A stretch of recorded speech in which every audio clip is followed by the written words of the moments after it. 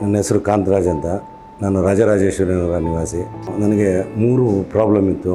ಒಂದು ಕಿರ್ನಾಲ್ಗೆ, ಒಂದು ಮೂಗು ಬ್ಲ್ಯಾಕ್, ಒಂದು ಮತ್ತು ಗಂಟ್ಲಲ್ಲಿ ಏನೋ ಒಂದು ಊಣ್ಸಾಗಿ ನನಗೆ ಕಿರಿಕ್ ಮಾಡೋದು.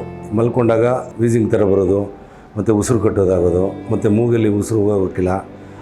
ಮಾತಾಡಬೇಕಾದ್ರೆ ವಾಯ್ಸು ಸಡನ್ಲಿ ಕಟ್ ಆಗೋದು, ಕ್ರ್ಯಾಕ್ ಟೈಪ್ ಬಂದ್ಬಿಟ್ಟು ವಾಯ್ಸೇ ಬರೋಕ್ಕಿಲ್ಲ. ಮೊದಲು ನಾನು ಸ್ಪರ್ಶ್ ಹಾಸ್ಪಿಟ್ಲಿಗೆ ಬಂದು ಚೆಕ್ ಮಾಡಿಸ್ಕೊಳ್ಳೋಣ ಅಂತ ಬಂದೆ.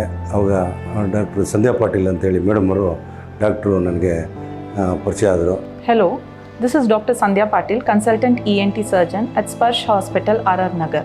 We were presented with a patient who is 56-year-old, Mr. Kantharaj, with a history of nasal blockage, snoring, mouth breathing and voice change for last 3 to 4 years.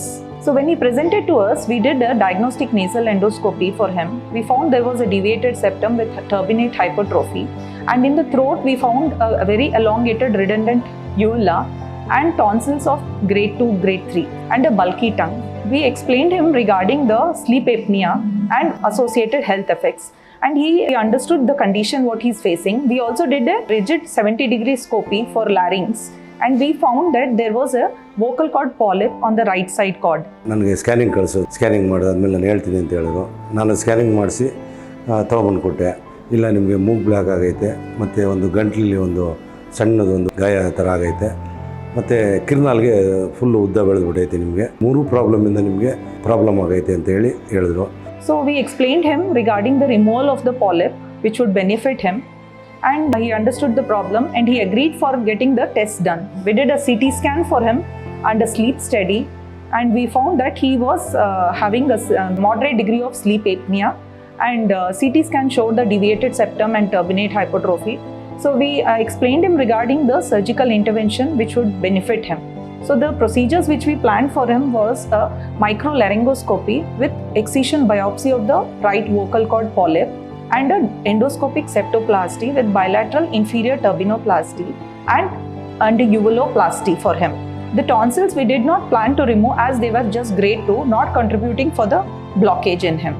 ಸರಿ, operation ಮಾಡಂಗಿದ್ರೆ ಮಾಡಿಸ್ಕೊಳ್ಳಿ ಅಂತ ಹೇಳಿದ್ರು. ಇಲ್ಲ ಮೇಡಮ್, ಮಾಡಿ ಅಂತೇಳಿ ನಾನು ಇಮಿಡಿಯೇಟು ಅಡ್ಮಿಟ್ ಆದೆ. Operation ಆಗಿ 1 ತಿಂಗಳಾಯಿತು ಆಪ್ರೇಷನ್ ಆಗಿ. ಇವಾಗ ಆರಾಮಾಗಿ ನಾರ್ಮಲಾಗಿದ್ದೀನಿ. ನನಗೆ ಯಾವ ಉಸಿರಾಟ ತೊಂದರೆನೂ ಇಲ್ಲ, ವೀಸಿಂಗ್ ಪ್ರಾಬ್ಲಮ್ಮು ಇಲ್ಲ, ಕೆಮ್ಮಲು ಇಲ್ಲ. ಉಸಿರಾಟ ಮೊದಲು ಮೂಗು ಹಿಡಿದಾಗೋದು, ಇವಾಗೇನಿಲ್ಲ, ಫುಲ್ಲು ಫ್ರೀ ಆಗಿದ್ದೀನಿ. ಆರಾಮಾಗೆ ಬಾಡಿ ವೆಯ್ಟ್ ಕೂಡ ಕಮ್ಮಿ ಆಗೈತೆ ನನಗೆ. So post surgery, we advised him for a voice rest for nearly 1 week to 10 days. And post 2 weeks of his recovery, he's been doing really well.